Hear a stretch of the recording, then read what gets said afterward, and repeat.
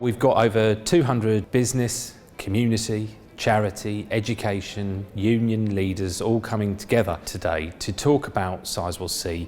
And if it were to go ahead, the idea is that we come together, we talk about how we won't just build a power station, but we can actually tackle a lot of elements and ambitions for East Suffolk, in particular in creating employment opportunities for young people, skills and training, and of course to look at all sorts of other aspects as well about the project, not least protecting our local environment and enhancing it, and of course again, real key focus on people being the core element of what we've been trying to achieve today.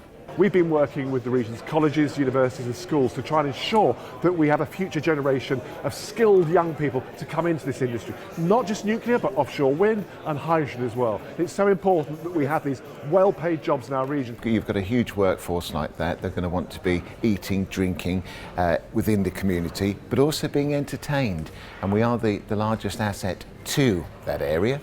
And so why shouldn't we make sure that we work with Sizewell C to make sure that the entertainment facility that's in the town is top notch. There are a number of initiatives that we've outlined in the Memorandum of Understanding. I'm not going to go through them, but it will help regional businesses make the most of the opportunities presented by the project and will help drive the university's next period of development and growth, which is also important for our region.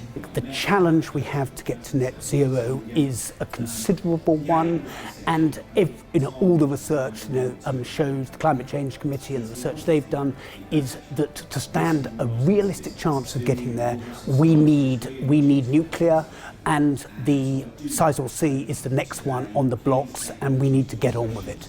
From the point of view of Unite the Union, this is tremendously important in bringing quality jobs to this rural area.